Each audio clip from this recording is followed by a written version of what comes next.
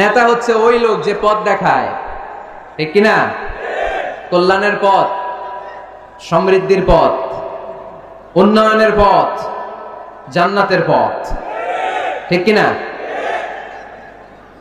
Leader কাকে বলে? The leader is one who knows the way, shows the way and goes the way.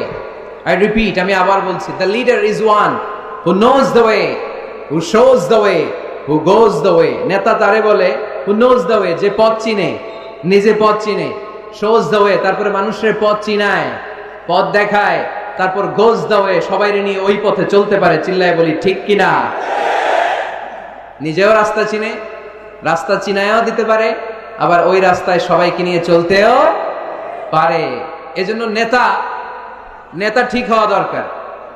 এটা হোক সামাজিক নেতা, হোক প্রতিষ্ঠানের নেতা, হোক মসজিদের নেতা বা ইমাম বা রাজনৈতিক নেতা, যে কোনো পর্যায়ে আল্লাহ তাআলা যাকে নেতৃত্বের জায়গায় বসিয়েছে উনি পথ দেখানোর দায়িত্ব নিয়েছে। তাই নেতা যদি পথ হারায়, পথ হারাবে অনুসারী। নেতা যদি পথ হারায়, পথ হারাবে বাংলাদেশ। নেতা যদি পথ হারায়, পথ হারাবে আমার লাল সবুজের পতাকা। এজন্য আমরা আমাদের সকল পর্যায়ের নেতৃবৃন্দদের জন্য এই প্রোগ্রাম থেকে দোয়া করি, আল্লাহ তাআলা ওনাদেরকে যেন সুপথে রাখে এবং আমাদেরকেও যেন ওনারা সঠিক পথে পরিচালিত করতে পারে। আমরা সবাই আওয়াজ করে পড়ব আমিন। The leadership is the matter of influence, it's not the matter of position. নেতৃত্ব এটা ইনফ্লুয়েন্সের ব্যাপার, এটা পজিশনের ব্যাপার না। যে যত বেশি ইনফ্লুয়েন্সিয়াল, প্রভাব বিস্তারকারী, সে তত বড় নেতা। এটা ঠিক। কেউ যদি পজিশন পায় সেও নেতা, পজিশন পাইলেও নেতা। একটা দায়িত্বে বসে, একটা চেয়ারে বসে দায়িত্ব পালন করতে করতে তার মধ্যে অনেক যোগ্যতা চলে আসে, কিন্তু আসল নেতা তিনি যিনি প্রভাব বিস্তারকারী, ইনফ্লুয়েন্সিয়াল। এবার বলেন তো, আমার নবী বিশ্বনবী মুহাম্মদ রাসূলুল্লাহ সাল্লাল্লাহু আলাইহি ওয়াসাল্লাম উনি প্রভাব বিস্তারকারী নেতা ছিলেন কি ছিলেন না? মাইকেল এইচ হার্ট নাম শুনেছেন? একটা বই লিখেছিল, দি 100, a ranking of the most influential personality in the world. পৃথিবীর 100 জন মনীষীর জীবনী লিখে উনি বিখ্যাত হয়েছিলেন। 100 জন বিখ্যাত প্রভাব বিস্তারকারী নেতাদের মধ্য থেকে তিনি সর্বপ্রথম র্যাঙ্কিং এ যার নাম দিয়েছেন তিনি হচ্ছেন মুহাম্মদ সাল্লাল্লাহু আলাইহি ওয়াসাল্লাম। আপনাদের খুশি লাগে না? দ্য 100 বইয়ের নাম, a ranking of the most influential personality in the world. পৃথিবী কাঁপানো 100 জন মনীষীর জীবনী তিনি লিখেছেন। আর 100 জনের মধ্যে নাম্বার 1 কারে দিয়েছেন? আওয়াজ করে বলেন, নাম্বার 1 কে? তিনি প্রভাব বিস্তারকারী নেতা ছিলেন। এজন্য নেতা যদি পথ হারায়, খবর আছে, ঠিক কিনা? আমরা নেতাদের জন্য দোয়া করি ওনারা যেন পথ না হারায়। এই নেতাদের ব্যাপারে একটা আয়াত তেলাওয়াত করে আমি আমার আলোচনা শুরু করেছি, যেখানে আল্লাহ তাআলা বলছেন, ইয়াউমা নাদউ কুল্লা উনাসিম বিইমামিহিম। কিয়ামতের দিনটা হবে এমন দিন যেদিন প্রত্যেক দলকে আমি নেতা সহকারে ডাক দেব। পৃথিবীর প্রতিটি মানুষ নেতাদেরকে নিয়ে দাঁড়াবে। নেতারা যদি গোল্লায় যায়, অনুসারীরাও গোল্লায় যাবে। নেতা যদি জাহান্নামে, অনুসারীও জাহান্নামে। নেতা যদি জান্নাতে যায়, অনুসারীরাও জান্নাতে। চিল্লায় বলেন ঠিক কিনা? এজন্য আল্লাহ বলেন, ইয়াউমা নাদউ কুল্লা উনাসিম বিইমামিহিম ফামান উতিয়া কিতাবাহু বিয়ামিনিহি ফাউলাইকা ইয়াকরাউনা কিতাবাহুম ওয়ালা ইউযলামুনা ফাতিলা। সুবহানাল্লাহ পড়েন। আল্লাহ বললেন, সেদিন দুনিয়ার সব মানুষগুলোকে আমি তাদের নেতা সহকারে ডাকবো, নেতা সহকারে দাঁড় করাবো। সেদিন যাদেরকে ডান হাতে আমলনামা দেয়া হবে তারা তাদের আমলনামা পড়তে থাকবে। আর সেদিনকার বিচারে কারো প্রতি বিন্দু পরিমাণে জুলুম করা হবে না।